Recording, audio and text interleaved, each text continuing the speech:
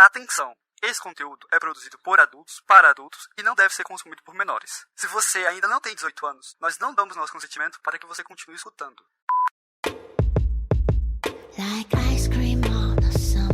Oi, aqui é a Lene Oada, mulher cis demissexual, domi, e hoje a minha palavra de segurança, eu acho que de muitas pessoas que estão online nessa chamada aqui, é calor. Né? Onda de calor bombando aqui nesse dia 17 de março, pessoal. Olá, eu sou Jaguar, sou mulher, cis, switcher, e hoje minha palavra de segurança é suor, combinando aí com a da Ada. Tamo junto, tamo junto. Oi, aqui é Bose, mulher cis, pansexual, switcher, e minha palavra de segurança é fiapo, porque eu comprei cordas novas e simplesmente está o caos aqui em casa, com tanto fiapo de corda que tá rolando. Hoje, pelo visto, você vai estar acompanhando a chamada e tratando corda, né? Já vi que você estava aí no processo de tratamento de corda. Sim. Isso aí. Multitarefas. Bom, só apresentação rápida. Eu sou Diana, sou mulher cis. Como direi, sou demissexual. A palavra de segurança hoje é ar-condicionado. Amém. Queria ar-condicionado. Em Curitiba a gente quase nunca precisa, mas quando precisa, faz falta. E sim, posição no jogo, eu na verdade sou simpatizante, né? Eu nunca frequentei a cena, eu sou extremamente estudiosa, estudo há muito tempo, mas efetivamente nunca entrei no jogo mesmo. Então sou simpatizante. Oi, meu nome é Aliunis, homem, cis, switcher, acho que dá pra dizer, questionando a orientação. Minha palavra de segurança é Brasil. Hoje eu começo a fazer as malas e dentro de 2 semanas eu tô aí, espero que o calor tenha passado. Não sei se dá pra garantir, não. Oi, eu sou a Maia, sou uma mulher cis, bissexual, bottom, e a minha palavra de segurança hoje é feliz e ansiosa. O que vai rolar por aí? Nossa, tem novidades rolando na área, tem um flogger novo ali me esperando, então assim, feliz com o brinquedo novo e ansiosa com medo do que será feito do meu bumbum. Maravilha. Você está ouvindo Chicotadas, um podcast para debater, democratizar e humanizar o BDSM, a sexualidade, fetiches e a não monogamia. Bem-vindo a mais um Clube dos Apoiadores, quando a gente se reúne em chamada de vídeo com quem apoia o nosso trabalho para nos conhecermos melhor. O tema mais votado para o encontro de hoje foi não monogamia relatos. Vocês sabem que a não monogamia é um tema que sempre aparece nos nossos episódios, porque faz parte das vivências da equipe da maioria dos nossos convidados, mas até agora a gente não tinha episódios totalmente dedicados ao tema. Quando você estiver ouvindo esse bate-papo aqui, já teremos um episódio apresentando o basicão sobre o tema para quem quer saber e entender mais. Então, se você ainda não ouviu esse episódio regular e tá perdido, volta lá para escutar. Mas, enquanto esse encontro aqui acontece no dia 17 de março de 2024, o episódio nem foi gravado ainda, então é possível que a gente passe aqui por algumas dúvidas básicas do pessoal, que também podem ser as suas. Uma das belezas desses nossos encontros é que a gente consegue reunir pessoas em diferentes etapas da jornada e com certeza esse compartilhamento de histórias e experiências auxilia todos nós a entender outras realidades e nos sentirmos aí menos sozinhos, né? Eu quero dar as boas-vindas a todo mundo que tá aqui com a gente, a Aliunis, Maia, Bose, Jaguar e Diana, e também a Cássia /Cacau, que hoje tá escondidinha, só assistindo a gente, só acompanhando nos bastidores. Vocês já ouviram aí os nicks e os nomes de todos eles. Eu vou incluir as arrobas do Insta na descrição do episódio das pessoas que permitirem e tiverem aí o InstaKink pra divulgar, né? É por causa dessas pessoas e das outras 60 que nos apoiam e acreditam no nosso trabalho que o Chicotadas pode continuar existindo. Você quer participar do encontro do próximo mês? Dá uma olhada em apoia.se/chicotadas pra entrar no grupo do Telegram e saber mais sobre as nossas metas e recompensas. Eu quero aproveitar para agradecer aos nossos apoiadores Premium, Baiana, Senhor Lorde de São Paulo, os Cherries, Lycer Cherry de São Paulo, Cadelinha Anônima, Fá Fantástico de Brasília, Rain de Santa Catarina, Cacau do Distrito Federal, Sabrina Filidone do Rio de Janeiro, Pierrot Luner de Brasília,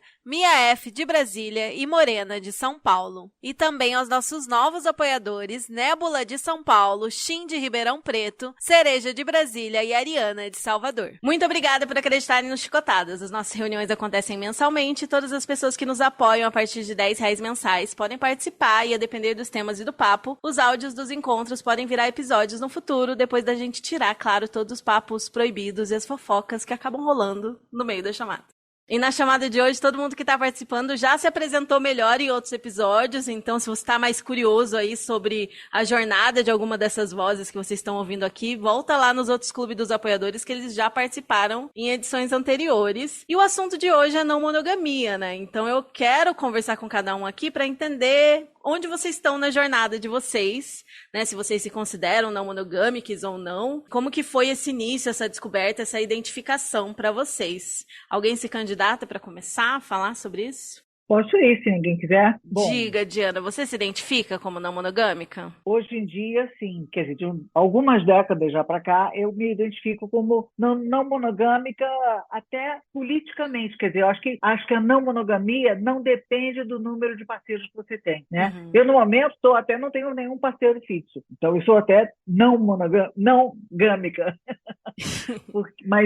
Mas assim, claro, a gente nasce no planeta Terra, então a gente vive dentro de uma concepção monogâmica de relacionamentos. Então, era essa concepção que eu tinha. E no meu primeiro casamento, né, logo percebi que era uma coisa muito complicada, porque eu gostava muito do meu ex-marido, desse primeiro ex-marido, mas ao mesmo tempo eu via que tinha situações em que eu tinha tesão por outras pessoas. Até que chegou um ponto em que o tesão por uma determinada pessoa, que era muito próximo até, ficou tão grande que eu falei, não dá. Nesse momento eu falei, puxa vida, ou eu sou uma pessoa muito esquisita, ou esse sistema não está certo. Aí fiquei e tal, depois. Essa mesma história aconteceu mais de uma vez, com mais de um marido, ex-marido, aliás, e também já tive na outra ponta de ex-maridos também dele. Ou seja, eu cheguei à conclusão de que a monogamia é uma furada, é uma invenção que é muito difícil de dar certo. Até conheço pessoas para quem funciona, e funciona lindamente. E estão juntos, e dão seus jeitos, e estão felizes, pode funcionar. Agora, não pode ser regra. Isso para mim está muito claro. Tá? Então foi uma descoberta na minha pele. E nessa época que você chegou à conclusão que alguma coisa estava errada, que não funcionava, que o que você sentia não batia com o que te diziam como seria, como funcionaria, você já tinha a resposta para isso ou era só... Porque é isso, né? Eu mesma demorei muito para entender que a não monogamia era uma possibilidade, porque as pessoas não falam sobre isso.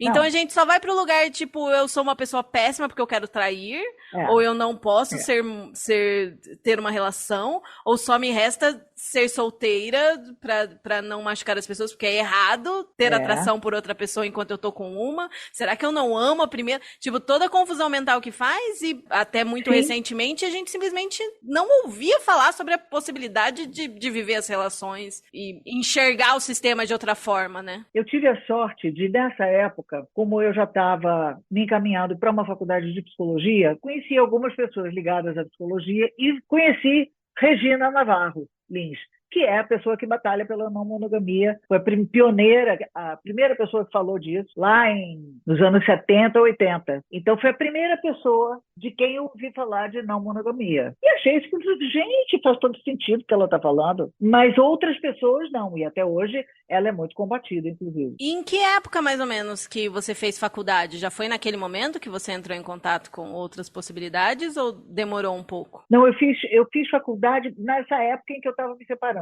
Eu me separei, né? Então estava com esse impacto de estar muito envolvida com essa outra pessoa. E aí, quanto tempo? É que tudo faz muito tempo, né?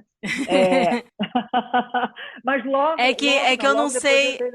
É que eu não sei quem que tá ouvindo aqui que já ouviu o outro episódio, que sabe que você tem uma carreira como psicóloga, né? Que você já tem muitos anos nessa prática, né? Exatamente. Não sei que época que aconteceu isso na sua vida, se foi muito tempo atrás, se foi recentemente. Isso foi muito antes da maioria de vocês terem nascido. Nossa. Será, Diana? Eu tenho 36 anos. Não sou tão novinha. Eu tô falando de 1980. Nossa. Sempre foi à frente do seu tempo, então. Sempre fui. Sempre fui. É verdade. Sempre fui meio brat. Sem saber do termo. Maravilha. Mas depois isso foi só se confirmando. E hoje em dia, na clínica, eu vejo, é muito difícil, é muito complicado.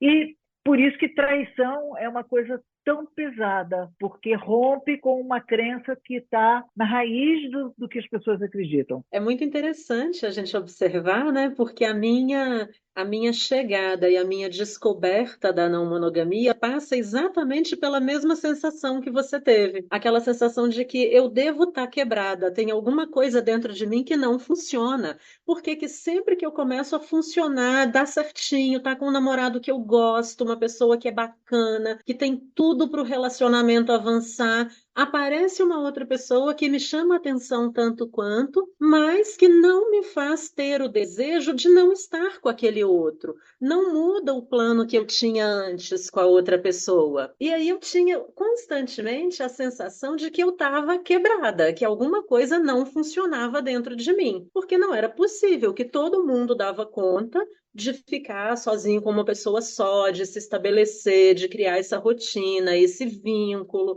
e de ser leal a esse vínculo, e eu não dava conta. Eu olhava para além da minha cerca, para além do meu muro, até que eu conheci o meu ex-marido. E logo no início do relacionamento, ele, muito sem graça, muito constrangido, veio tocar nesse assunto comigo e dizer: olha, eu não acho que a gente devia ser obrigado a ser exclusivo de uma única pessoa para o resto da vida. Isso é muito cruel, porque as pessoas são muito diversas, elas são muito diferentes. A gente não tem, sei lá, vários amigos, a gente não tem familiares que a gente gosta tanto, e isso não reduz o afeto que a gente tem pelo outro. E eu ficava assim: será que ele está falando sério? É sério que eu achei uma pessoa que pensa assim? Tem mais alguém que pensa assim? E foi um processo, inclusive, para a gente conseguir estabelecer esse diálogo e entender que, de fato, nós dois pensávamos assim e que esse era um modo de viver o relacionamento que era possível para gente. Eu falo que foi uma virada de chave na minha vida, sabe?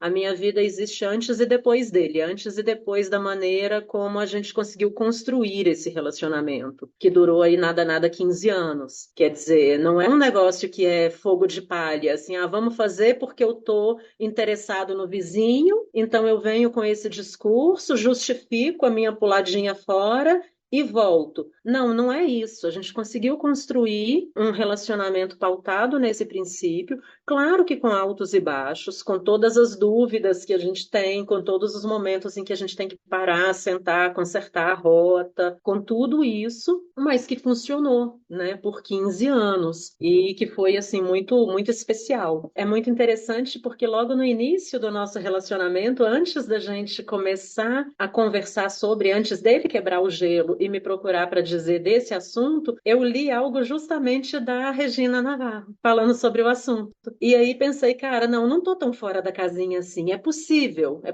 pensar outros modelos. E foi um processo muito interessante, foi uma construção que não foi fácil, ela nunca foi fácil. A gente dizer que é possível e que é possível encontrar um equilíbrio não quer dizer que não vão haver desafios, não quer dizer que vai ser fácil, mas é muito gratificante você chegar ao longo desse percurso e dizer: nossa, deu certo, era isso mesmo, é possível viver de outra forma. E esse, Maia, foi o seu início aí, né? Como que você começou a realmente colocar em prática, né? E isso. Hoje em dia, como que são suas relações e como que você enxerga isso? Hoje em dia eu me considero uma pessoa não monogâmica. Eu não tenho atualmente uma relação formal baunilha. Eu estou em uma DS há quase 6 meses e tenho um outro afeto, uma outra pessoa, mas não é uma relação que a gente nomeou ainda. Então não é uma coisa... É de fato uma relação não monogâmica que a gente está construindo. E tem sido, para mim, um modo de vida mesmo e de pensar todas as relações. Eu acho que isso é muito interessante, porque, como a Diana falou, é uma coisa que passa até por uma concepção política mesmo, porque você começa a repensar o seu modo de ver todas as relações, não só as afetivos-sexuais. Exatamente. Exatamente. Acho que isso é uma das coisas mais bonitas, assim, de quando a gente vai explorando, estudando e entendendo a não monogamia, né? Entendendo que nada precisa ficar restrito às pessoas com quem você tem uma relação romântica ou sexual, né? Que todas podem ser relações importantes e podem ser igualmente válidas e que não precisa colocar as pessoas numa escadinha de mais e menos importante, né? De hierarquia, de essa pessoa merece mais na minha vida do que a outra, é mais importante do que a outra, sendo que todo mundo que a gente gosta é importante, é válido e é necessário na nossa vida de alguma forma, né? A gente ficar colocando juízo de valor em cada indivíduo é muito estranho se você pensa nisso racionalmente, mas é só normalizado pela sociedade, né? Que a partir do momento que você namora e casa e tem filhos, aquela pessoa fica no topo e as outras são menos, né? Exatamente. Era o que eu estava conversando ontem com esse afeto que está aqui na minha casa hoje. A gente estava falando disso, do como é difícil depois que você sai de dentro da caixinha, você aceitar a possibilidade de voltar para ela, porque as pessoas nos cobram. Ah, mas vocês são mulheres independentes, adultas, e vocês vão ficar a vida inteira vivendo sozinhas? Falei, não, gente, a gente não vive sozinha. A gente tem a nossa independência, a nossa casa, a nossa autonomia, mas solidão não é sobre você não viver debaixo do mesmo teto que uma outra pessoa. É muito mais amplo que isso, né? É uma construção de uma rede de afetos e é muito difícil você imaginar que você vai se sujeitar em algum momento a colocar alguém no topo dessa escada, nessa escadinha de valores mesmo, sabe? Para mim, é uma coisa que hoje eu penso que não funcionaria. E foi também uma quebra, foi uma ruptura de paradigma, de conceito de vida mesmo. Entender isso, entender que está tudo bem e, principalmente, entender que quando eu estou numa relação com alguém, eu tenho momentos em que eu não deixo de ser não monogâmica por estar num momento em que eu estou restrita àquela pessoa, por estar em um momento em que eu estou exclusivamente com aquela pessoa. É muito complexo a gente fazer esse movimento de se compreender dentro desse processo. É engraçado essa relação da solidão, né? De, então se você é não mono, então você é que nem ser solteiro, né? Você vai ser sozinho pra sempre.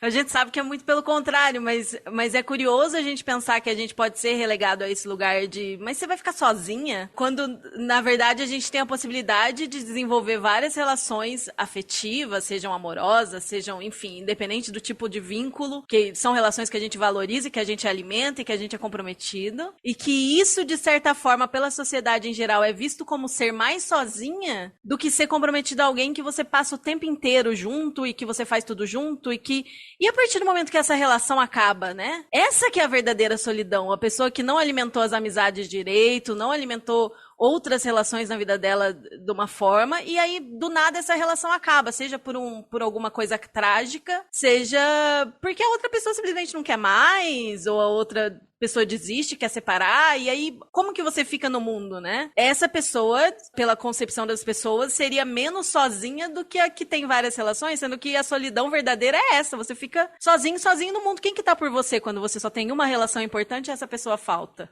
Foi essa experiência que levou o meu ex-marido a discutir a não monogamia comigo, porque quando o primeiro casamento dele acabou, ele ficou absolutamente sozinho. Não sobraram amigos, não sobraram afetos, não sobrou ninguém. Ele se sentiu absolutamente sozinho. E aí ele começou a pensar que era preciso ter outras formas de se relacionar. Foi por isso que foi ele, inclusive, que teve a coragem de quebrar o gelo e me procurar para falar sobre isso. Que bonito. E aí, né? muito, muito. Foi uma construção mesmo, sabe? Foi uma construção, um processo muito bonito de se viver e muito doído para ele, inclusive, porque ele chega para esse relacionamento comigo muito quebrado do primeiro casamento, desse processo de muita solidão. E aí a gente descobre uma outra forma de viver. E a gente consegue alcançar esse equilíbrio com uma tranquilidade que foi muito bacana, sabe? Foi muito gratificante esse processo. E aí eu queria pontuar uma coisa que é muito interessante. Quando a gente fala dessa coisa da solidão, as pessoas consideram o não monogâmico como se ele tivesse condenado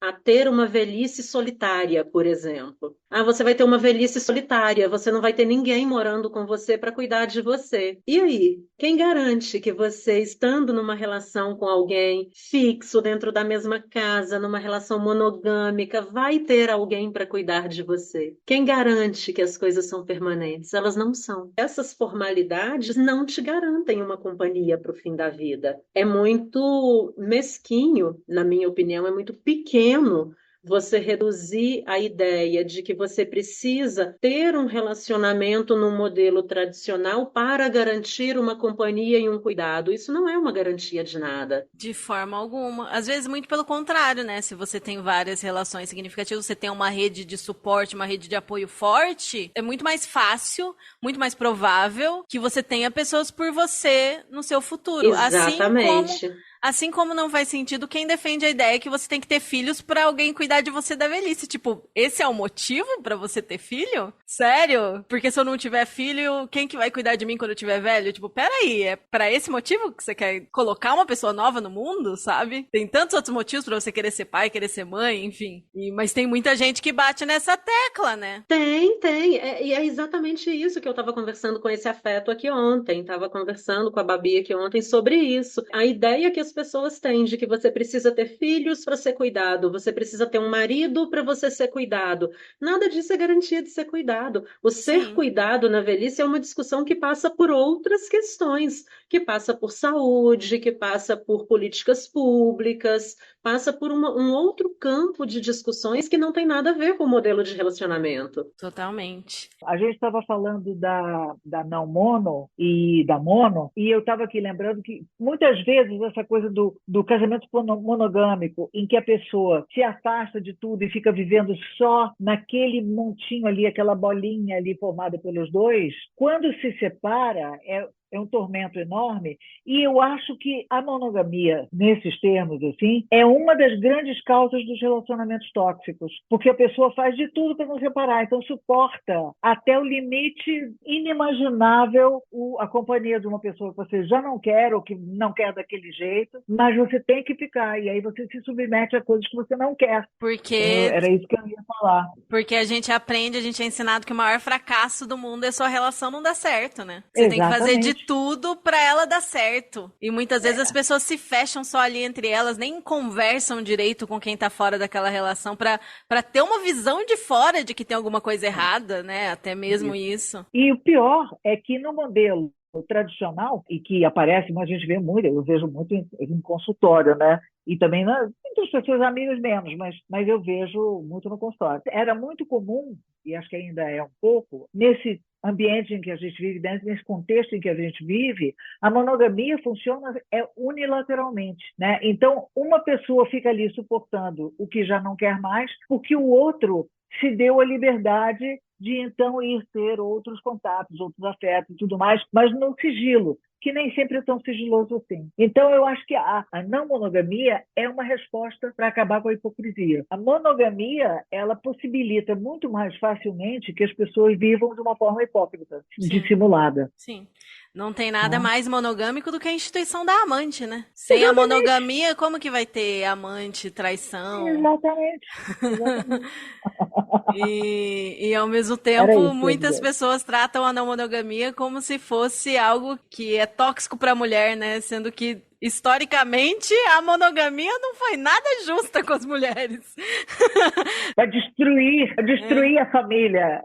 Destruir a família. Quando que a família não esteve destruída, né? Exatamente. Enfim, eu quero ouvir a história de Boze ou de Jaguar. Quem quer falar primeiro aqui hoje? Pode ser eu acho. Conte-nos sua jornada. Você é não monogâmica. Como que você se identifica hoje? Como que foi essa jornada na não monogamia pra você? Eu me identifico como não monogâmica desde 2019. Eu anotei algumas coisas enquanto as meninas falavam, que era pra não esquecer que eu queria comentar. Uma delas é que eu acho que é realmente muito presente na vida da maioria das pessoas não monogâmicas, pelo menos que eu conheço, esse sentimento de culpa, né? Dessa dúvida, dessa questão de você realmente não sentir que você tinha tantas referências. Eu acredito que eu talvez seja uma das pessoas mais novas aqui, não sei, eu tenho 26 anos, mas na época que eu tava, eu acho que alguns marcos pra mim dessa trajetória história, né? Que são momentos desde a escola, assim. Porque eu comecei a namorar bem cedo com um rapaz ali enquanto eu ainda estava no ensino médio. E é uma pessoa muito especial para mim, com quem eu tinha absoluta certeza de que eu amava, de que eu queria ter na minha vida por um bom tempo, assim.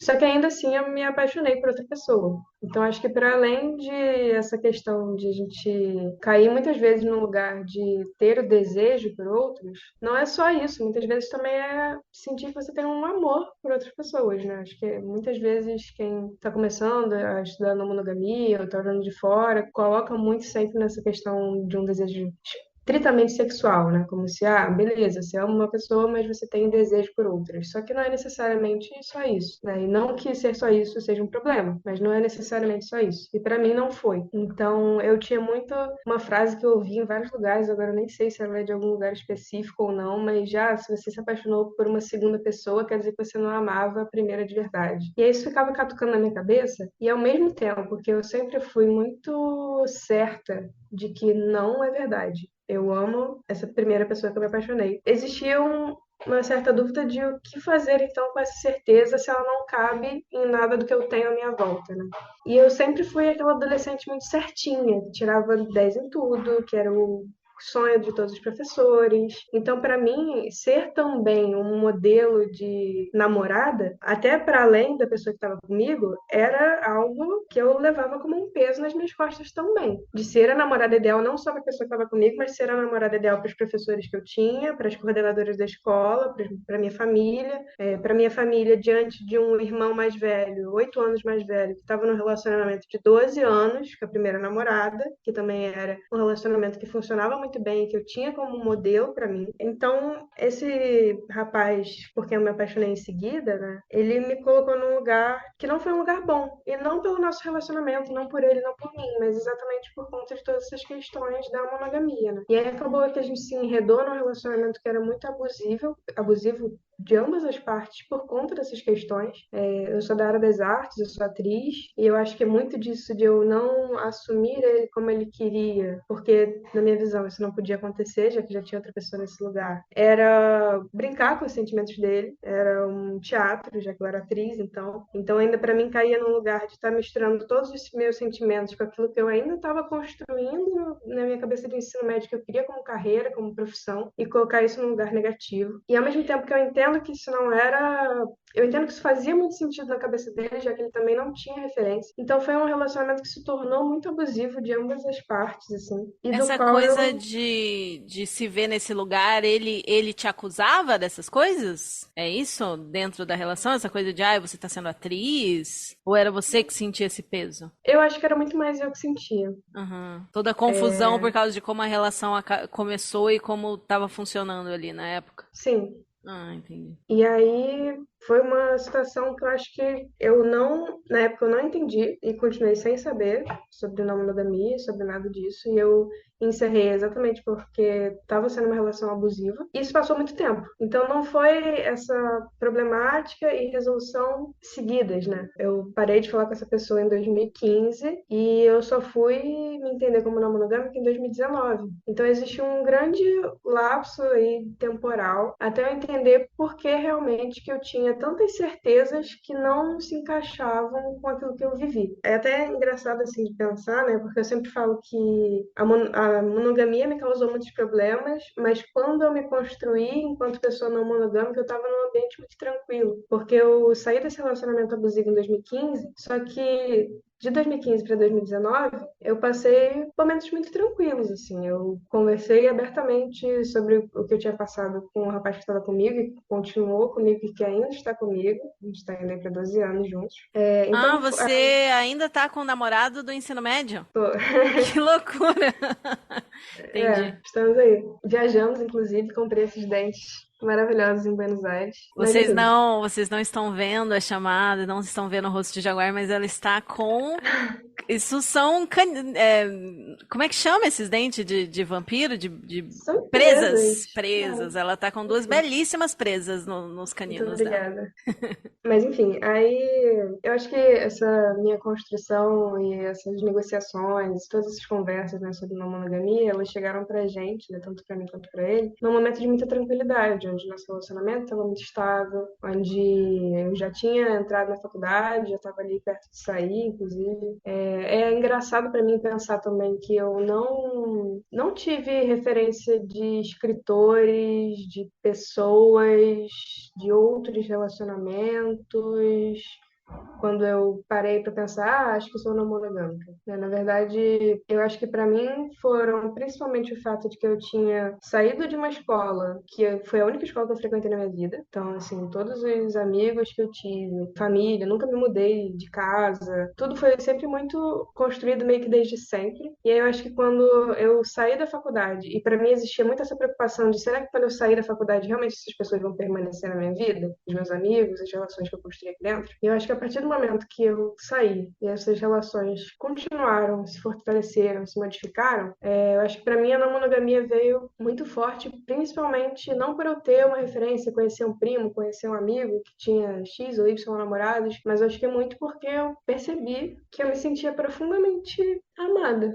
E quando eu comentei com meus amigos mais antigos, assim, né, sobre essas situações que eu tinha passado na época de escola, que tinham sido difíceis, e que eu não contei para nenhum deles na época justamente porque eu achava que eles eram certinhos demais, que eles iam me julgar tanto quanto eu tinha me julgado, né? Eles disseram pra mim, né, quando eu comentei muito tempo depois, que eles já percebiam, que eles já sabiam. Então foi muito pra mim depois, né, esse lugar de pensar, poxa, eu enfrentei um monte de coisa sozinha, sem precisar. E de que eu não quero que isso aconteça de novo, né? Nunca mais, nem pra mim, nem para as pessoas que estão próximas de mim. Então eu acho que quando a gente pensa nessa coisa da solidão, pra mim hoje eu penso muito também em não só fortalecer a minha rede de afetos, para que eu não me sinta sozinha, mas também em não fazer a minha amizade com as outras pessoas se rebaixar a alguns lugares que às vezes a sociedade pressupõe que deveria ser, porque eu quero que os meus amigos saibam que eles vão contar comigo se algo acontecer.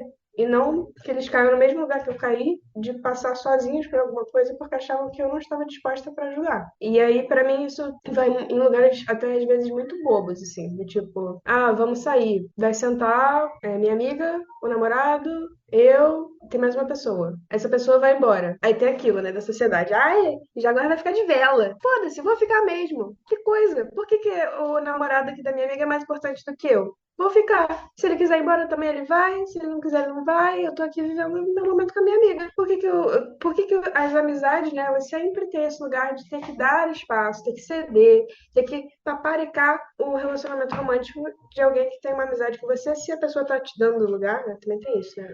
Você respeitar a maneira como o seu amigo quer que você se comporte ali, né? Mas eu acho que muitas vezes também a gente, no lugar de amizade, cede espaços que a gente só cede por uma cartilha que às vezes nem faz bem, nem é desejada pelos nossos próprios amigos. Então acho que isso é uma coisa assim importante que eu vejo que eu fico mais atenta hoje, né? Quando eu falei também nesse momento de calmaria, né, pra mim, da questão do meu relacionamento não monogâmico ter se construído num momento tranquilo, eu também gosto sempre de reforçar que intensidade é muito diferente de turbulência, né? No sentido de que às vezes eu falo, a gente nunca brigou muito, a gente nunca passou por grandes turbulências. E aí o pessoal acha que, então é que sem graça, né? Eu não aguentaria, eu não conseguiria. Gente, eu não conseguiria, eu já caio na pilha, eu não aguento. Porque não é porque a gente nunca brigou, não é porque a gente nunca, enfim, teve grandes questões para serem resolvidas, que não foram momentos de intensidade. A intensidade, ela não está sempre num lugar de turbulência. Eu acho que isso é muito caro para mim, assim, ter isso em mente. Outra coisa que eu acho engraçada é pensar o quanto que às vezes as falas que a gente ouve das pessoas, né? Às vezes elas querem dizer uma coisa, mas a gente vai levar aquilo pra vida de uma maneira diferente, né? Então eu lembro que uma vez a minha mãe, nem sei qual era o contexto, mas a minha mãe virou e falou assim, porque o seu avô uma vez me disse, eu nem tenho tanto contato assim com meu avô, né? Mas aí ela virou pra mim e falou que meu avô tinha dito que a gente pode fazer o que a gente quiser desde que a gente lide com as consequências. E aí eu lembro que por um tempo eu fiquei pensando, ah, beleza, então se eu me apaixonei por uma segunda pessoa e eu quero ficar com ela, eu vou fazer isso, eu vou arcar com as consequências que vão ser então perder a outra pessoa. Só que aí depois eu parei para pensar, não, tenho que ter também a oportunidade de fazer o que eu quero, de lidar com as consequências sim, mas se fazer o que eu quero vai ter uma consequência X e Y, por que eu não posso fazer de outro modo para ter uma consequência B e F? Por que eu só tenho um caminho? Não é dessa maneira. Né? Então, eu acho que sim, a gente faz o que a gente quiser desde que a gente arque com as consequências, só que a gente tem que avaliar muito bem quais são as consequências e por que elas são daquela maneira. Porque quem disse pra gente que a consequência de a gente se apaixonar por mais de uma pessoa é a gente perder uma delas, alguém disse isso. Então como é que eu posso fazer com que essas consequências sejam diferentes? Né? Hoje eu me relaciono não só com esse rapaz, eu me relaciono com muita gente, porque hoje eu entendo relacionamento muito para além de com quem eu transo ou deixo de transar, ou com quem eu imagino morando na minha casa ou não, ou com quem eu chamo de namorado ou não, quando eu tenho preguiça de lidar com maiores explicações. Um clássico, né? Deixa eu só chamar todo mundo de namorado, porque dá muito trabalho de explicar. Mas enfim, se eu fosse pensar na preguiça que eu tenho 2 namorados, mas se eu fosse não pensar na preguiça, muitas pessoas, né? É muito sobre autonomia também, né? Eu acho que eu anotei isso aqui, não lembro mais porquê, mas acho que veio na minha cabeça por conta de alguma das falas de Maia, né? Que fazem muita gente acreditar também que o estar com outra pessoa é a pior coisa que pode ser feita contra você, contra o seu relacionamento. E aí, muitas vezes, isso faz a gente aceitar um monte de atrocidade. Eu moro sozinha hoje, né? Mas eu fico pensando, poxa, se eu morasse com alguém num relacionamento monogâmico e não tivesse esses pensamentos que eu tenho hoje sobre isso, né? De repente, eu ia estar aceitando alguém que não divide os cuidados da casa comigo, alguém que não me valoriza, não me respeita, não me incentiva, porque pelo menos não me trai. Então é um pouco, eu acho que aquilo que a Lene falou também, né, de a monogamia, ela não é boa para as mulheres. Né? De onde que tiraram que ela era boa? Não é. É o tanto de mulher, enfim, de pessoas que tá por aí aceitando cuidado desigual dos filhos, da casa, de jornada de trabalho, um monte de violências, né, em nome da exclusividade sexual que às vezes nem é. Né, que Diana até tava falando, que às vezes nem é. E às vezes, pelo menos não me trai, ou pelo menos me trai escondido. Quer dizer, isso é muito surreal.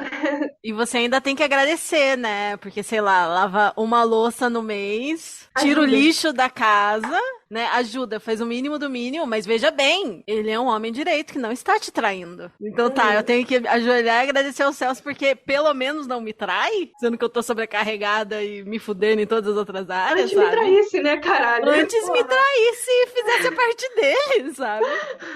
E isso é uma coisa incrível que eu aprendi com o meu processo da não monogamia, assim, tipo, hoje em dia eu não preciso aceitar menos do que eu mereço de jeito nenhum. E a vida inteira eu ser uma mulher fora do padrão e tal, era assim, nossa, se a pessoa olhar pra você e querer alguma coisa com você, você agradeça, porque quase ninguém vai querer, então se alguém quiser, você agarra e não deixe fugir. E isso foi uma frequente na minha vida, e hoje em dia eu sei que assim, se a pessoa não tem o mínimo necessário pra me fazer feliz, o que eu acho básico pra ser um ser humano decente, não tem por que eu ficar dando murro em ponta de faca, né? Isso permite que você tenha relações muito mais justas e que te deixam muito mais feliz e que são, né, muito mais positivas pra sua vida. Mas desculpa, eu te interrompi. O que você tava falando? Não, é exatamente isso, né? O quanto que às vezes a gente é colocada num lugar de que, é muito egoísta, ou, exige demais. Se você tá achando que eu exijo demais, ótimo, vai embora. Sinto muito. Se você tá achando que eu tô exigente demais, sou egoísta demais, realmente eu não quero você aqui. Muito obrigada. Né? Esse eu acho que é o tipo de pensamento que deveria ter. Mas eu também entendo que eu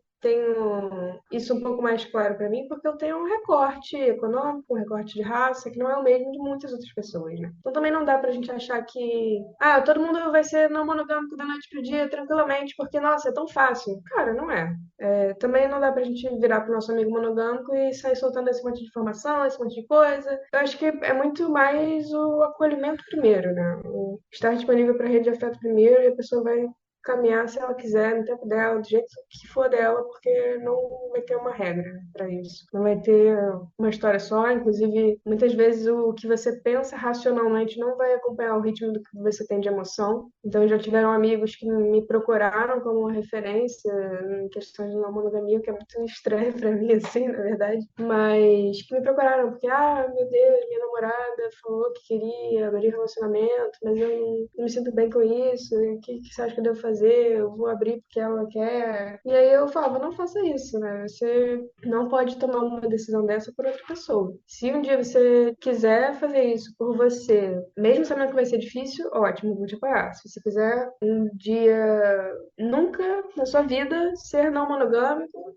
também tudo bem, é o seu tempo. Você só não vai poder exigir que a outra pessoa que está com você, que está te dizendo que quer viver isso, fique presa a você. Então, na verdade, para a gente construir relacionamento, né, é entender que muitas vezes o amor só não basta. E eu acho que eu vivi também um pouco isso nos últimos meses, assim, no final do ano, para o início desse ano, né? Que eu ensaiei uma construção de um relacionamento que não foi para frente, assim, exatamente porque ele esbarrou em crenças muito diferentes, né? E ficou muito claro para mim que eu não tenho problema nenhum com conversar mais sobre isso, com te mostrar o que eu peço a respeito, com você me dizer quais são as suas dificuldades e a gente encontrar um caminho conjunto. Só que eu não vou abrir mão de algumas coisas. Eu não vou abrir mão da maneira como eu me relaciono com as pessoas, e eu acho que, não lembro agora se foi Maia ou Diana que falou que isso é muito para além dos relacionamentos, né? Então acho que a não monogamia para mim, ela extravasa na maneira como eu trabalho,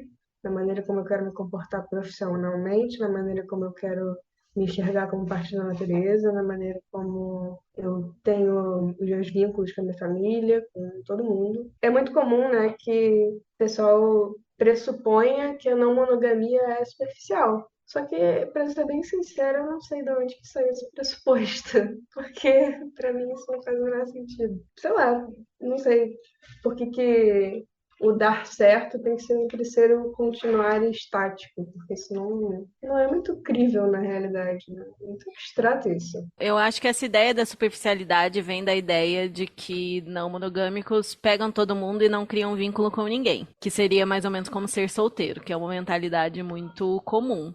Sendo que, na verdade, óbvio que você vai encontrar não monogâmicos e não monogâmicos, né? Por aí. Mas que quando a pessoa estuda e busca viver isso de forma política e tal, é muito mais sobre aprofundar relações diferentes com pessoas diferentes e sair desse lugar de superfície, né? Hoje eu entendo que minhas relações são muito mais densas e profundas e que a gente conversa sobre coisas muito mais difíceis e complexas de forma honesta e aberta, porque esse espaço é criado desde o dia 1, né? Eu fico muito tocada quando você traz na sua fala que você se sente muito amada, que isso é uma coisa muito verdadeira pra mim e que me emociona muito quando eu olho à minha volta e eu vejo o tanto de amor que eu tenho à minha volta, o quanto que eu me sinto amada do jeito que eu sou de verdade. Eu não tô criando uma máscara, eu não tô fazendo cena, eu não tô inventando uma personalidade pra eu parecer mais agradável, pra eu parecer mais interessante, que é uma coisa que veio muito da minha adolescência, do começo da vida adulta, né? Que você tem que se mostrar de um jeito para você ser amável pelo outro, né? E na não monogamia e nesses relacionamentos maduros, com comunicação, com diálogo, com honestidade radical, eu encontro isso de que eu não preciso fingir porra nenhuma e que eu posso falar o que eu tô pensando e falar o que eu tô sentindo e é isso daqui que eu sou. Você quer ficar, você fica. É demais pra você? Não tem como. Eu não vou fingir ser uma pessoa que eu não sou pra te segurar aqui. Pra que você prefira ficar porque eu tô me esforçando pra ser aquilo que você deseja ou pra caber numa caixa que faça sentido pra você. Eu sou o que eu sou e fica do meu lado a pessoa pra quem a pessoa que eu sou faz sentido. Recentemente eu tava conversando com um afeto meu sobre coisas que aconteceram com pessoas que a gente conhece, assim, uma pessoa em comum. E aí ele falou assim, cara, eu não entendo como que a pessoa pode tomar esse tipo de atitude, porque eu vejo que essa pessoa e eu vejo que você são pessoas que basicamente vêm com um manual de instrução. Tipo, nos primeiros dates que a gente teve, você já falou como você funciona. Sabe? Eu já sei lá, desde o dia 2, 3, que pra você é assim que funciona e que você tem essas dificuldades, você tá tentando melhorar aqui, mas que isso daqui que não vai mudar e que essa é uma característica que pra mim essa é uma atitude que pra mim é importante, essa é uma característica minha que eu sei que é um defeito, mas é um defeito que eu tenho, sabe? Tava tudo às claras desde os primeiros dias, não teve nenhum defeito que eu tentei fingir que eu não tinha pra eu ser mais agradável, pra eu ser mais amável. Isso pode afastar muita gente que não vai achar que vale a pena desenvolver uma relação comigo e tá tudo bem, que bom, já descobriu desde o começo e ninguém se estressa desnecessariamente. E também é uma coisa que quando a relação aprofunda e aquilo aparece eventualmente, fica, verdade, você já me falou lá no terceiro dia que era assim que você funcionava, lembrei, realmente. Então, essa foi a relação que eu comecei mais recentemente e foi uma relação que em nenhum momento teve algum BO por causa dessas características que eu já sabia que eu tinha, desse autoconhecimento que eu já sabia que eu tinha. Porque é uma coisa que já estava lá desde o início e é isso. Sempre existe espaço para conversar sobre isso, sobre outras coisas, enfim. Sempre existe espaço para ter conversas densas e difíceis e profundas que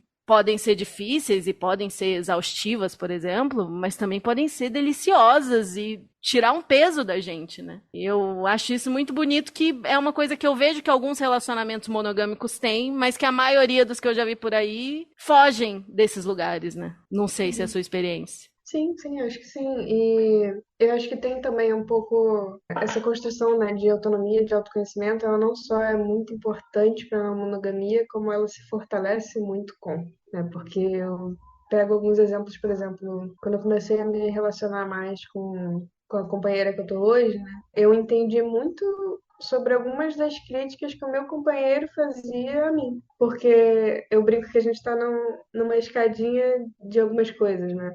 O que para mim era muito intenso com ele, para ele não era tanto, e eu não entendia, né? E aí hoje, quando é muito intenso para ela e não é tanto para mim, eu penso, então de repente era assim que eu estava agindo com a outra pessoa, né? Então, na verdade, essas trocas, né, que a gente tem, prestar atenção nas trocas que a gente tem com as pessoas, ensina muito pra gente. E eu acho que quando a gente está num lugar de não monogamia, né, ou de repensar as relações, até mesmo dentro da não monogamia, né, mas de prestar atenção nesses relacionamentos, não só nos românticos, a gente aprende muito de si. Porque a gente só se constrói realmente na relação, então se eu presto atenção nas relações que eu tenho de uma maneira mais ampla, eu também presto mais atenção em mim. Nossa, totalmente.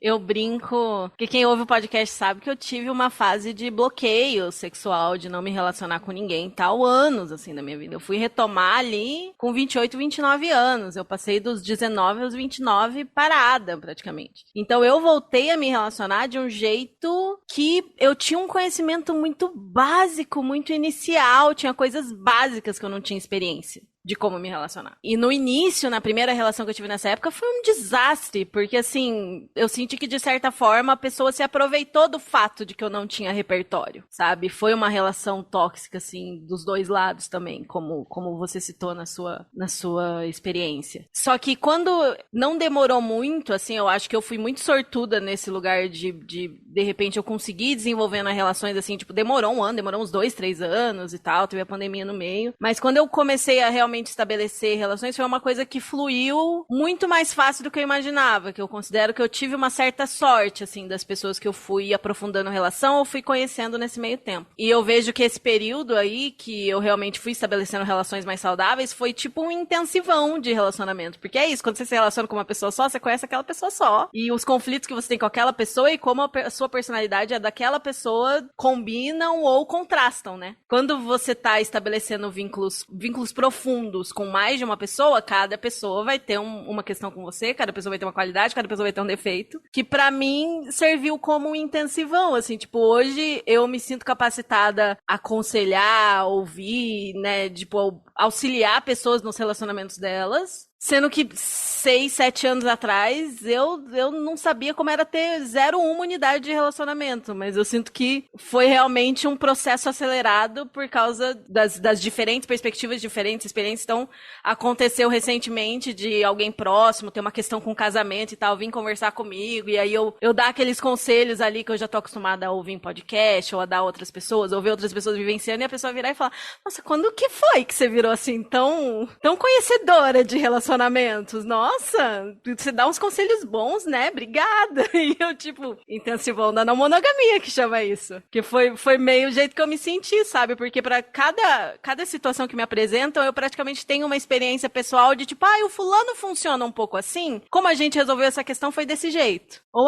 um tipo de diálogo e de combinado que eu faço com outro fulano é assim. Aí a gente encontrou esse meio, sabe? Que são experiências e repertório que jamais eu teria se eu tivesse sido monogâmica todo esse tempo também. Ia demorar muito pra eu criar esse repertório, essa experiência, assim. E o quanto que construir repertório também é uma parte gostosa do processo, né? Eu lembro que quando eu comecei meu relacionamento com a minha companheira, e ela já era muito amiga do meu companheiro também, teve uma das primeiras coisas que eu falei pra ela, não gostei disso, não faça isso. Foi que ela perguntava pra ele o que eu gostava, o que eu não gostava, tipo, perguntava pra ele coisas sobre mim. Aí eu ficava assim, você não tem que perguntar pra ele o que eu gosto, o que eu não gosto, o que me deixa chateado, o que não me deixa. Às vezes o que ele faz que me deixa chateado não vai ser a mesma coisa que você faz que me deixa. Você não tem que construir o seu relacionamento comigo tendo com base um relacionamento que eu tenho com outra pessoa.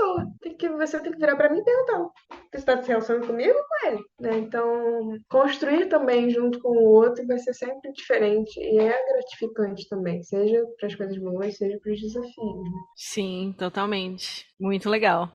Boze, venha contar sua experiência e sua jornada pra gente. Você tava aí só ouvindo, balançando a cabeça, conforme a gente contava histórias. Chegou o seu momento. Chegou minha hora. Hoje eu me vejo como uma pessoa não monogâmica. Sim, eu senti que eu me identificava assim faz mais ou menos uns 2 anos e meio aí, mais ou menos. Mas olhando agora, né, pro passado, eu percebo que já tinha alguns sinaizinhos aí antes, né? Então, eu lembro de uns 10 anos atrás eu me apaixonar por um cara e por uma menina na época ao mesmo tempo e eu sofrer infinitamente porque eu tinha que escolher, porque não era algo que na época tinha tanto entendimento sobre. E eu escolhi e eu me sinto mal até hoje. Né, por conta disso. Assim, não que eu fico, né, remoendo isso até hoje, mas assim, putz, que situação ruim, né, que né, acabei me colocando e as outras pessoas também, porque dava pra gente ter resolvido isso de outras formas, né, que é o que a gente tá trazendo aqui hoje. Se você soubesse naquela época que você sabe hoje, teria sido diferente, né? Exatamente, exatamente.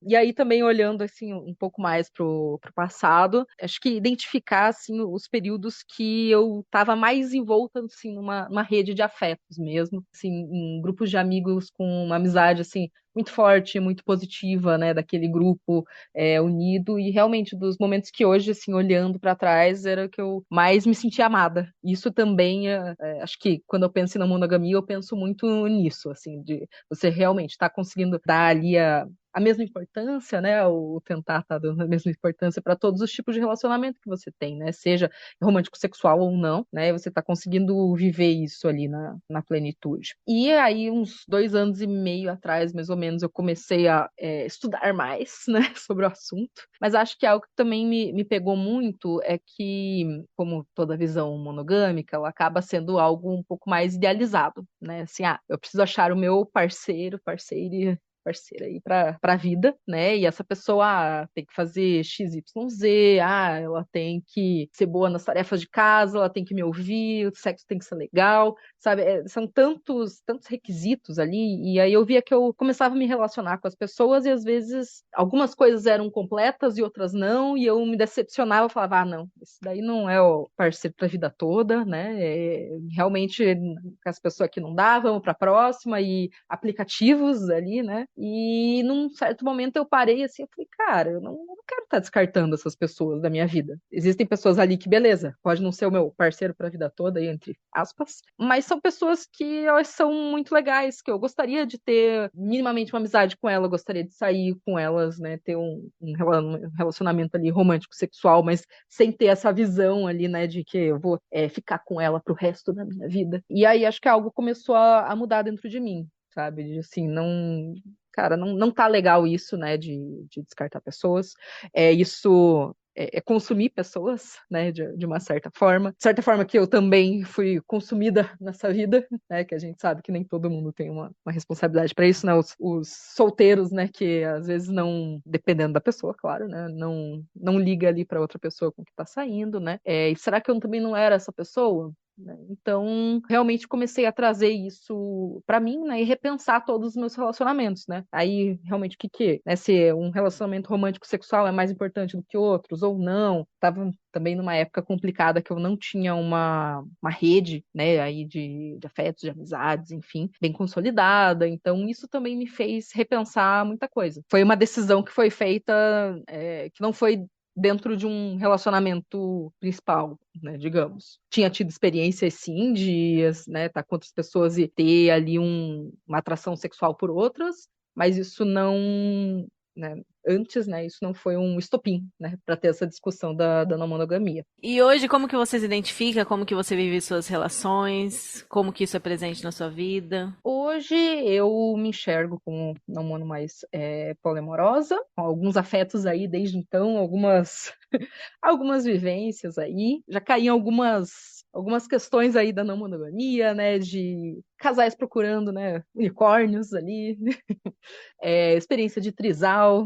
Eu lembro que a gente já citou isso bem por cima no grupo do Telegram dos apoiadores, né? O quanto que isso aí também pode ser perigoso. Sim. Vamos citar o que é o unicórnio aqui para quem nunca ouviu falar do termo, né? O unicórnio, gente, seria aquele ser místico, mágico que provavelmente não existe, que é assim, aquela pessoa, normalmente uma mulher cis, que um casal, normalmente um casal heterossexual, procura e que essa mulher vai ser igualmente atraída pelo homem, pela mulher desse casal. Ela vai se encaixar perfeitamente ali, ela vai gostar dos dois iguais e os dois vão gostar dela igual. E ela não vai afetar a existência do casal, porque o casal está junto e é mais importante. Então esse unicórnio vai estar ali, vai fazer os homenagens, vai estar junto, vai sair junto, vai ser a bonequinha do sexo deles, mas não ouse ter opinião demais, não ouse opinar sobre a nossa relação, porque a nossa relação é importante. A partir do momento que a gente sentir que você tá atrapalhando ou que você não é mais necessária, você vai ser descartada. Esse é um modelo clássico que a gente mais vê acontecendo. Existem exceções? Claro que existem exceções, claro que vão ter pessoas que vão querer desenvolver uma relação em que elas vão ter um diálogo, em que todo mundo vai ter voz, em que não é o casal hierárquico que vai ter mais voz do que a outra, mas normalmente quando a gente vê esse modelo de um casal procurando uma terceira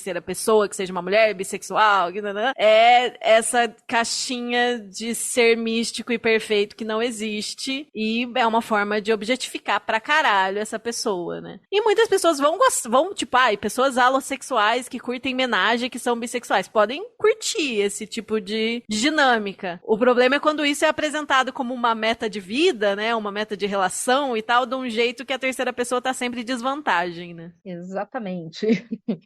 E assim, por algum tempo, né, esses relacionamentos foram legais, mas eles caíram ali em objetificação, né, você compor perfeitamente aí. Então, assim, às vezes são todas vivências, né? A gente aprende com tudo isso, a gente principalmente aprende como que a gente se comporta, o que que a gente gosta, o que que a gente não gosta, quais são os nossos limites, como que a gente se comunica com essas diversas pessoas, o que a gente está disposto a aceitar e negociar com as diferentes pessoas, com as diferentes situações que nos aparecem. Porque realmente algumas coisas foram inesperadas e foram acontecendo e se desenvolvendo naturalmente. Passei por alguns períodos mais complicados que realmente não tinha ali uma vontade por sexo. E aí também entra num conflito ali de algumas relações, assim, do que isso é importante para algumas pessoas ou não, né? Se a relação só importa se ela tem sexo ou não, sabe? Então acho que traz muita discussão. Sim, nossa, com certeza, tipo, você tá comigo só porque eu sou uma forma fácil de conseguir sexo, né? Ao mesmo tempo que um dos objetivos é justamente não ter tanta pressão pra eu ser obrigada a atender mesmo não estando tão afim, porque na relação monogâmica tem muito isso, né? Óbvio, relações saudáveis vão ter o respeito pelo tempo da pessoa, mas meio que existe aquele entendimento implícito de que se a gente é mono e uma pessoa quer sexo, a outra tem que fornecer.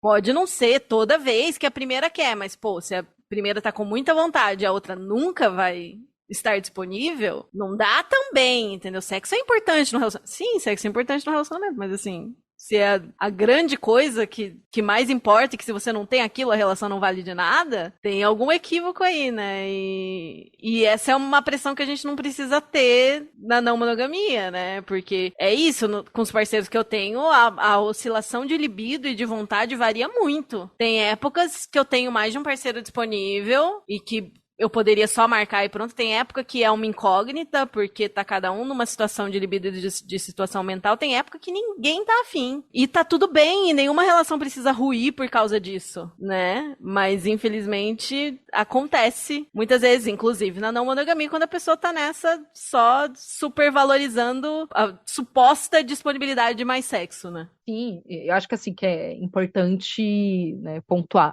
A gente, né, também não fala que assim, na monogamia é a resolução para todos esses problemas, né? Quando a gente fala ali de sexo dentro da monogamia, ali entre várias aspas, tá? Da obrigatoriedade de você estar ali, né, disponível. Mas assim, acho que é um caminho para você começar a questionar esse tipo de coisa, você entender quais são as relações ali que elas vão se manter e que as pessoas que você vai estar disposta a discutir, que mesmo se você não estiver afim ali por um tempo, por um longo tempo que seja, elas ainda vão estar ali do seu lado, entendendo que elas estão interessadas em você, né? Na relação que vocês têm ali para construir, seja qual for ela, se ela for romântico-sexual ou não, né?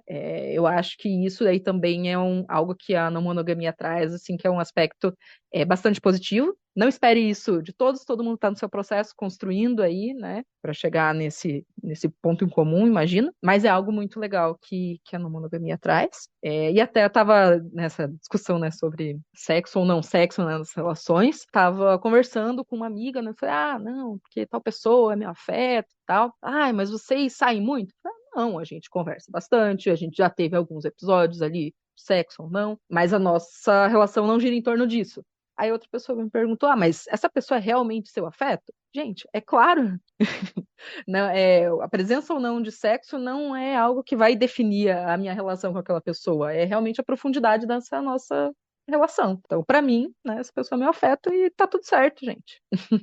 Pra mim é muito presença, comprometimento, o tanto que eu gosto da pessoa, o tanto que a gente tá disposto a estar um na vida do outro, e o quanto que eu gosto da companhia daquela pessoa, o quanto que é fácil ficar na companhia daquela pessoa, e o tanto que eu posso ser eu mesma perto da pessoa. Eu acho que essas são, tipo, minhas 5 medidas principais, assim, pra eu considerar que alguém é um afeto ou não é um afeto. Se eu jogo BDSM com a pessoa, se eu transo com a pessoa, se eu beijo na boca da pessoa, são secundários diante do afeto e do comprometimento e da presença ali intencional que um tem na vida do outro. É exatamente isso.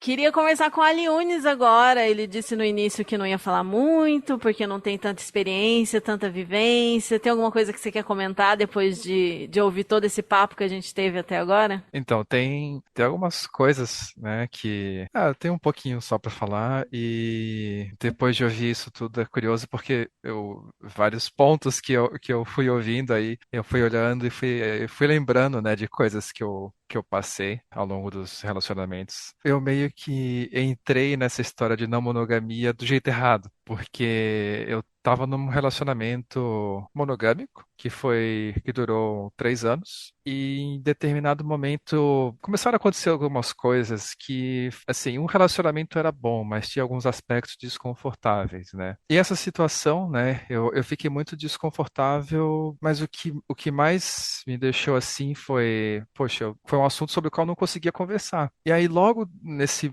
tempo eu encontrei uma amiga fui tomar um café com uma amiga, e ela comentou que ela estava num relacionamento aberto, que tinha terminado, assim, durou 10 anos, e os 2 últimos ela abriu o relacionamento, e aí eu fiquei confuso, mas como assim relacionamento aberto? Eu comecei a fazer aquelas perguntas, mas como é que funciona, como que é isso? E ela foi contando como é que era e tal, e eu fiquei tipo, nossa, mas existe outra opção? Como assim? E aí ela falou, mas existe, né?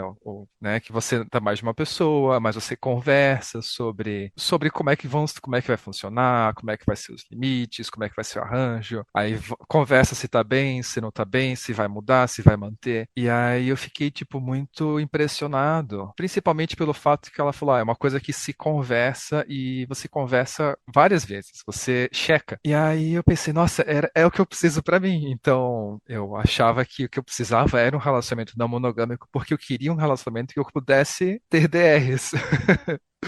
Né, no bom sentido da palavra. E aí foi me aproximando de outras pessoas depois de um tempo, né, com aplicativos, conhecendo, e eu sempre mantive isso em mente. Até que eu fui ficando mais próximo de uma pessoa, e aí a gente até conversou sobre o assunto. Em determinado momento, eu pedi ela em namoro, eu falei, olha, tô pedindo namoro, mas desde já eu queria deixar claro que é uma coisa não monogâmica, né? Porque a gente aparentemente tinha concordado sobre essa parte do assunto e eu tava com essa ideia, tipo, tem que ser não monogâmico para ter conversa. E a gente foi começou, não começou, mas foi ficando junto numa coisa meio namoro, mas não explícito, não monogâmico. Aí deu ruim em algum momento. E aí ela falou: eu não tô dando muito certo com esse negócio de ser não monogâmico. E aí depois, assim, meio que foi monogamizando ao longo do tempo, no sentido de não ter outras pessoas. Mas aí, nesse intervalo todo, foi que eu percebi que o que eu queria para mim, o que eu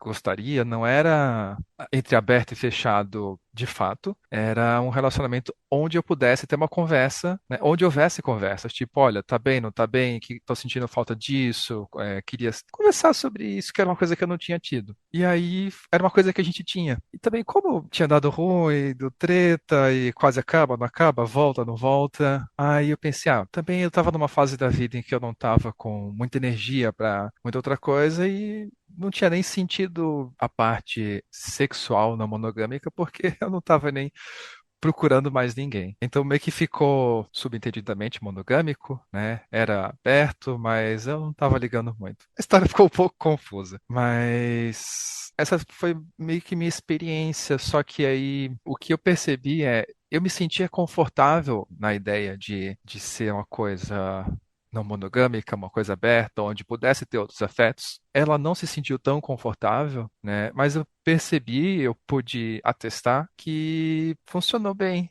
né? Tava funcionando bem a ideia. E hoje eu penso, é uma coisa que eu quero manter, que na próxima vez que eu for buscar um relacionamento, que eu for conversar com a pessoa, é uma coisa que eu já quero ter clara, mas dessa vez pelos motivos que eu acho que fazem mais sentido. Não que seja não monogâmico, porque eu quero ter conversa sobre o relacionamento, mas querer ser não monogâmico porque eu percebi que é uma coisa que faz sentido pra mim. Daí foram algumas questões que vocês foram apontando ao longo dos relatos de colocar essa coisa do relacionamento como a pessoa que vai entrar na sua vida, vai tomar todos os espaços.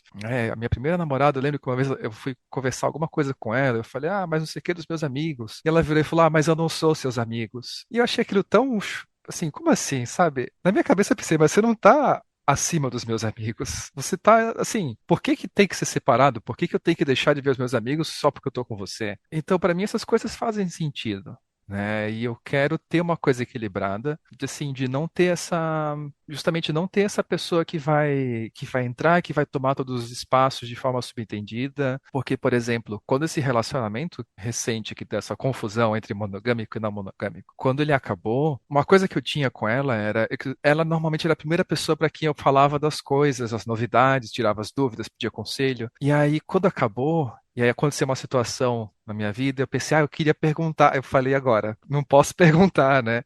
E aí eu parei assim um tempo e comecei a pensar, tá, o que que eu faço agora? E aí me dei conta, tipo, eu mandei uma mensagem pro meu melhor amigo. Eu falei, tal coisa. Aí apareceu um outro assunto e eu vi que tinha uma outra pessoa que se encaixava melhor nesse outro assunto. E eu percebi que não tinha perdido a minha rede de apoio, mas inconscientemente eu estava. A minha primeira opção era sempre concentrando nela. E então para mim foi importante ver que assim, eu tinha essa rede, eu só não tinha me dado conta, mas se isso, né, imagino que em outras situações, tipo, nem todo mundo vai manter as duas coisas. E eu não quero essa coisa de que um relacionamento tome esse espaço desse jeito, mas o que eu também disse que eu não tenho muito o que falar é porque é um assunto sobre o qual eu ainda não consegui estudar o suficiente, não consegui ler e entender toda a questão política que tem por trás, a questão histórica, né? A questão de gênero. Então, existe essa parte que eu ainda quero parar e estudar e entender melhor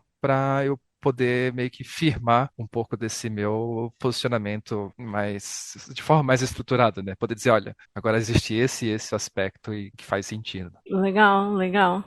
Eu queria fazer um parênteses nessa fala do Aliunis, que eu achei super interessante essa coisa do diálogo, né? Como que a não monogamia, ela traz isso de uma forma muito presente pra gente. Assim como outros modelos de relacionamento, né? Eu falo que os relacionamentos baunilha, por exemplo, têm muito para aprender das relações BDSM em relação à negociação constante, aos acordos que se fazem, ao consentimento esclarecido. Eu acho que modelos alternativos de relacionamentos têm muito para nos ensinar. Essa coisa do diálogo, ela é tão significativa, e aí acho que é importante colocar um aviso de gatilho nesse ponto, pelo que eu vou comentar agora, porque pode ser uma questão para muitas pessoas ligadas a um abuso psicológico mesmo. Eu recentemente me envolvi em uma relação não monogâmica com uma pessoa, e essa relação durou aí cerca de 1 ano, e para mim estava tudo bem, para essa pessoa estava tudo bem, mas para o outro afeto dessa pessoa não estava tudo bem. E demorou muito para eu entender que não estava tudo bem para esse outro afeto dessa outra pessoa. E eu só entendi que não estava tudo bem quando ela se distanciou de mim. Ela começou a se afastar, eu chego, ela sai, eu procuro, ela não dá muito assunto, pensei, tem alguma coisa errada, ela está incomodada com alguma coisa. E aí, com o passar do tempo, em algum momento, ela me procura para conversar e para pedir conselhos, para dizer, olha, eu me afastei de você, eu estava um pouco equivocada, eu acho que não era bem assim que tinha que ter sido. Eu me afastei porque eu estava com ciúmes, porque eu não estava lidando bem com essa situação. E eu estou começando a me questionar se eu sirvo para viver uma relação não monogâmica. Eu estou começando a me questionar se eu dou conta disso. Só que à medida em que eu fui conversando com essa pessoa, eu fui entendendo que a questão não era ela dar conta ou não de viver uma relação não monogâmica. É que ela estava tendo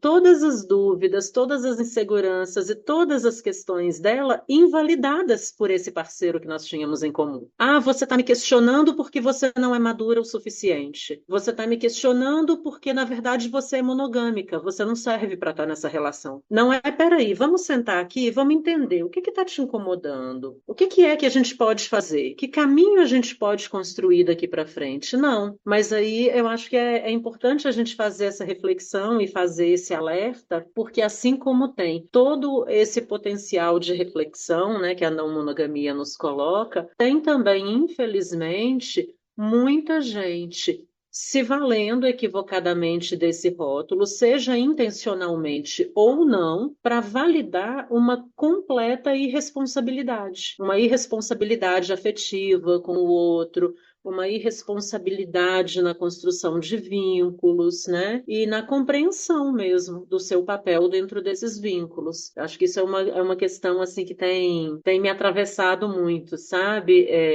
Foi uma relação da qual eu aprendi muitas e muitas lições, e essa foi uma delas apenas. Teve tantas e tantas outras. Se fosse para contar a história inteira, meu Deus. Sim, nossa, isso me faz lembrar de muitas coisas também, porque tem muita gente que associa a vivência não monogâmica a, assim, você que lide com seus BOs, tá cada um por si, não é autonomia? Então lida com a sua individualidade, com os seus sentimentos, e seus sentimentos são problema seu. Resolve com o seu terapeuta, não é problema meu. Sendo que assim, gente, óbvio, se a pessoa estiver usando os sentimentos dela pra te manipular, ela tá errada, mas você conversar sobre o que a pessoa está sentindo, você validar os sentimentos dela, você dá espaço para ela processar, desde que o processamento dela não seja um veto ao que você quer fazer, é completamente saudável, é o básico da responsabilidade afetiva. Não é que você tem que ir pro teu afeto, pra pessoa que você se relaciona, pegar ela no colinho e falar, vou deixar de fazer tudo para você não se sentir mal. Não! Sentimentos ruins acontecem, a gente tem que lidar com eles, tem que processar eles, mas não quer dizer que a gente tem que fazer isso sozinho sozinho, que é o extremo da individualidade, e você que se vira aí, filhão. Vai pra terapia, não faz terapia? Resolve com o seu terapeuta. E aí a pessoa que supostamente tem uma relação afetiva com você, supostamente se importa com você, tá basicamente te virando as costas num momento de sofrimento, que às vezes é só você virar e falar, eu entendo, sim, eu sei, tem alguma coisa que eu possa fazer dentro dos meus limites que vá te deixar mais confortável? Eu já tive essa conversa algumas vezes e com parceiros razoáveis, dá tudo certo no final, entendeu? Tipo, se tá todo mundo razoável, todo mundo entendendo como funciona o seu processo e que talvez precise de um pouco de tempo, mas que não é uma questão de proibir ninguém de fazer nada, de vetar a autonomia de alguém, é completamente resolvível numa relação amorosa, com paciência, com diálogo, que é sobre isso que a gente fala, né? Mas as pessoas vão pro extremo de seus sentimentos são problema seu, não me envolva nisso. E, cara, isso é cruel, não é só irresponsável, mas é assim, cruel, sendo que é uma situação que poderia ser facilmente resolvida desde que a pessoa tivesse o mínimo de disposição pra ouvir e conversar. Parece que só tá disponível para as outras coisas. Eu ouvi relatos recentes de pessoas que usam a anarquia relacional nesse sentido. Tipo, eu sou anarquista relacional, então é cada um por si. Sendo que, gente, não é assim que nenhum modelo de relação funciona. Se o teu modelo de relacionamento é eu não me importo com os sentimentos da pessoa que tá comigo, tipo, por que você tá com ela? Sabe? É surreal, assim, as coisas que a gente ouve falar e com certeza essa pessoa tava sendo escrota, tava manipulando a outra, tava invalidando a outra e queria que a outra ficasse bem. Como que ela ia ficar bem se o parceiro com quem ela poderia conversar responde dessa forma, né? Eu quero me relacionar com as pessoas só pelo bem que elas me fazem, né? Mas o que elas sentem é problema delas. Olha, não faz o menor sentido, gente. Vocês que estão ouvindo, fiquem muito atentos a esse tipo de situação. Não é assim que funciona, não é saudável isso.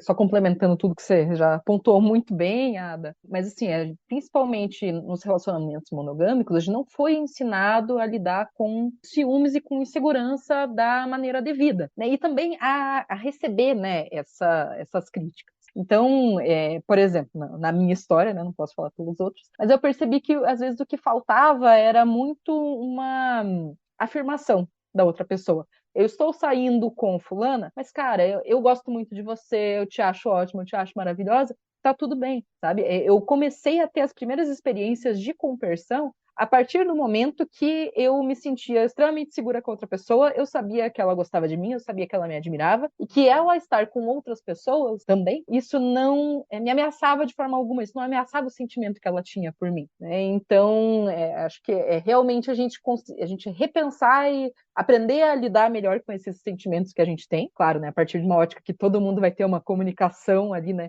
realmente verdadeira sobre isso e aberta, e aí a gente consegue ter experiências mais satisfatórias aí para todo mundo. E também criar essa dinâmica de comunicação, né? Porque às vezes a gente parte do princípio, que eu já vi isso acontecendo tantas vezes, em algum momento a pessoa tem uma conversa e fala, se tiver algum problema, você vai me falar? Sim, se tiver algum problema eu vou te falar, mas você vai falar mesmo? Vou. E aí a pessoa acredita. Se tiver algum problema ela vai me falar. Só que quando surgem sentimentos desconfortáveis, é muito difícil a primeira coisa que você pensar é falar pra sua relação. Tem isso também. Então, sempre que tem alguma coisa diferente acontecendo, para as pessoas que eu já sei que já estão no meu radar, que podem ter a tendência a sentir ciúmes, podem ter a tendência a ficar inseguros, já é uma coisa que, para mim, é natural virar e falar, olha, tá rolando isso daqui na minha vida. Como que você se sente a respeito? Sabe, é uma pergunta simples, que não é esforço nenhum a gente fazer. E eu já ouvi, não, tá tudo bem. Eu tipo, talvez em algum momento eu fique inseguro, mas eu vou te avisar. Tá bom.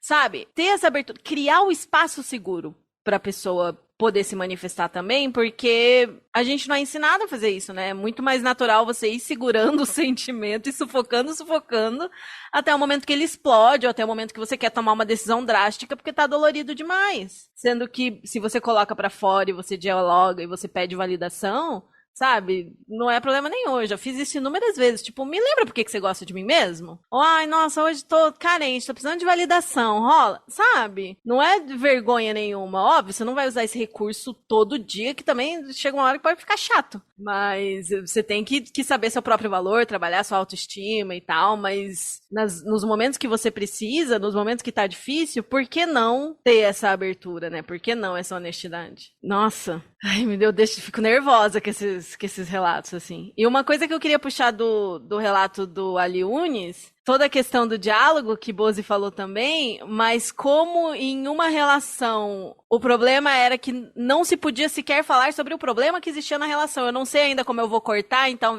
talvez vocês não entendam exatamente o relato, mas a história tinha uma questão na relação que ele tentou falar algumas vezes, mas que não tinha espaço para falar e aquilo só foi se arrastando sem as pessoas resolverem o problema, mesmo sendo óbvio que tinha um problema para ser abordado, mesmo que não fosse para mudar, mas que daria para conversar sobre por que aquilo estava acontecendo, mas era uma coisa de não, diálogo é proibido, não pode ter. E aí, na segunda relação que você mencionou, já foi numa tentativa de trabalhar esse diálogo, estabelecer esse diálogo e isso ser um dos pilares da relação que fez ela ser mais saudável que a anterior, mas eventualmente a parte da não monogamia não foi tão fluida assim, mas pelo menos tinha a questão do diálogo. Nessa relação, Ali, vocês conseguiam falar sobre... Tipo, vocês conseguiam falar abertamente sobre as coisas que vocês estavam sentindo sem uma pessoa proibir a outra de sentir ou de fazer as coisas? Tipo, eu entendo que em algum momento ela demonstrou desconforto com a questão de se relacionar com outras pessoas. Mas tinha um movimento de vetar, de proibir, de prender a outra pessoa ou existia abertura para dialogar sobre variados sentimentos? Nessa relação que veio depois, nesse aspecto eu dei bastante sorte, porque ela era uma pessoa que falava muito, né? No sentido de ela sempre queria conversar sobre, ela sempre queria ter um diálogo, trazia pauta às vezes, ou houve um momento que a gente teve um desentendimento no arranjo, assim, né? Se a gente conta, não conta pro outro, em que caso que conta, e a gente até... Ela trouxe como é que chama? Uma lista com palavras, e a definição que ela tinha para aquelas palavras é o que é atração. Ela falou, eu considero que atração para mim é isso, isso e isso. O que é atração para você? Para ver se a gente estava falando a mesma língua. Quando a gente descrevia, eu senti atração por tal pessoa. Ela entendia uma coisa, que eu falava outra e vice-versa. Então, a parte de diálogo sempre foi muito, muito bem desenvolvida, né? Na verdade, em nenhum momento ele era desestimulado. Isso foi uma coisa bem, bem evidente. E na parte de comportamento aqui foi um pouco mais difícil de encaixar a minha expectativa e a dela e, né, a questão de o que pode fazer, o que não pode. Então, que envolveu muita questão de insegurança, né? E boa parte desse relacionamento foi distante fisicamente. Então, não sei, isso aumenta a insegurança de você não estar perto. E eu nunca tinha ido a uma play party, e eu falei assim, mas e se eu for?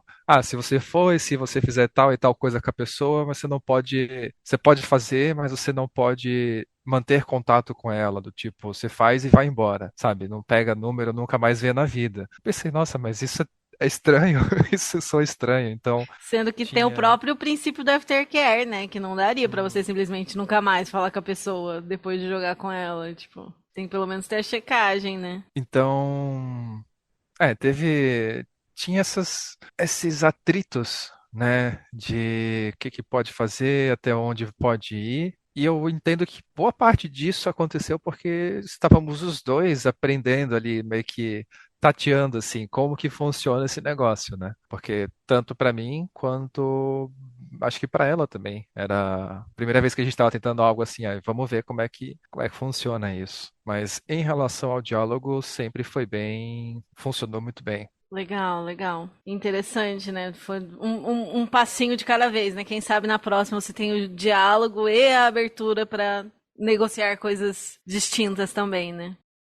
Gente, a gente está encaminhando aqui para encerrar o episódio. Antes da gente ir para Aftercare, eu queria perguntar para vocês se vocês têm alguma última mensagem ou um conselho para deixar para quem está escutando a gente aqui. Eu acho que fica a máxima do diálogo, do respeito, do você se respeitar enquanto sujeito, enquanto pessoa, enquanto ser humano, respeitar os seus sentimentos nesse processo, não se invalidar para caber no modelo do outro e de você estar aberto para o diálogo com o outro. E se o outro não está aberto para o diálogo com você, alguma coisa está errada. Então, acho que ficar atento para esses pequenos detalhes, que são pequenos, mas são fundamentais. Eu acho que é isso. Legal. Eu acho que, no fim das contas, o primeiro passo para você estar bem com os outros é você se conhecer e estar bem com você. Porque eu concordo totalmente que comunicação, negociação, tudo isso é muito importante. Consentimento, conseguir estabelecer quais são os seus limites, o que você gosta, o que você não gosta. Para isso fluir, você tem que se conhecer, né? Então, eu acho que sim, comunicação, mas o pré-requisito para a comunicação, principalmente essa comunicação afetiva, é o autoconhecimento. Que se você não sabe o que você quer, né, como é que você vai comunicar para o outro? Realmente. Eu acho que eu ia completar só colocando que a gente tem muito cuidado sobre quando colocam a caixa do ciúme, né? Porque ele pode ser uma série de sentimentos, uma série de desejos, uma série de problemáticas que muitas vezes fazem com que a gente diga que é ciúmes. E uma vez que a gente não entende exatamente o que é aquilo, porque pode ser muita coisa, vai dificultar realmente essa comunicação e resolução. Então, acho que não ter medo do ciúme, saber conversar sobre ele, saber o que ele é, e acho que isso conversa bastante com o que a Liane estava falando dessa pessoa, né, que coloca os termos e o que aquilo significa para ela, os termos e o que significa para outra, né? Então, o ciúme, o que significa para mim? Mas não só o que significa para mim, o que significou para mim nessa ocasião onde eu senti, nessa outra ocasião, vai significar coisas diferentes também, né? Então, acho que ter cuidado com essas palavras que às vezes dão pra gente, que são muito abrangentes, e ao mesmo tempo que são muito abrangentes, a gente nunca sabe exatamente o que elas abrangem, né? Uma caixinha de surpresas, né? Total, total. Acho que de mensagem seria assim, se você tá, né, se identificando aí como não monogâmico, né, ouvindo a gente se identificando, também para não se cobrar demais nesse início, sabe? É normal que a gente não vai sentir compersão logo do início, a gente não vai ter as melhores reações logo do início, mas assim, repetindo o que todo mundo já falou aqui, é realmente uma questão de comunicação, de você ser verdadeiro com você mesmo, de você entender onde que você tá, o que você tá sentindo, e tentar expressar isso da melhor forma possível. Você não vai se transformar na Geni Nunes da noite pro dia. Calma, gente. Né? Vamos chegar lá, né? Mas é realmente ter calma com você mesmo. É um caminho. E a teoria na prática é outra também. Você pode ler todos os livros, consumir todos os criadores de conteúdo. Na hora que você tá vivendo a sua relação e você passa pelos primeiros conflitos, é difícil, mas não quer dizer que é impossível e não quer dizer que você não vai conseguir passar por eles, entendeu? Tenha paciência com você mesmo também. Toda aquela questão de não atropelar processo, não pular etapa também é importante aqui, pra você não acabar colocando uma pressão e uma crueldade em cima de você que não precisa, né? E com o fim da nossa sessão, chegou a hora do aftercare. Qual que vai ser o aftercare de vocês hoje? O que vocês vão aprontar aqui depois da chamada? Eu vou descer a mala e começar a montar para viajar. Vou tentar descobrir se eu consigo. Em contexto, eu achei uma máquina de costura na entrada do prédio. Eu vou ver se eu consigo colocar ela para funcionar. Meu Deus! Eu vou tomar um café com a minha mãe. Bom, eu vou tomar um bom banho agora, curtir meu afeto que tá por aqui e preparar o presente de aniversário do dono. Legal, legal. Eu vou pro aniversário de um amigo. Eu vou esquentar e comer o que sobrou de um brownie, de um café que a gente fez com os amigos ontem. Muito bom. Eu achei que eu ia encontrar um afeto hoje, mas eu acho que eu não vou. Acho que ele está ocupado trabalhando hoje. Mas se eu não for ver ninguém hoje, acho que eu vou cozinhar e assistir Fantástico e BBB hoje. Fica bem depois de tomar um banho, né? Porque tá tudo fechado aqui. Tô aqui escorrendo suor, então vou tomar um banhão e aí depois vou cozinhar e relaxar. Então é isso, gente. Um beijo, até a próxima. Boa aftercare pra vocês. Beijo. Tchau. Beijo. Tchauzinho. Tchau. Até a próxima.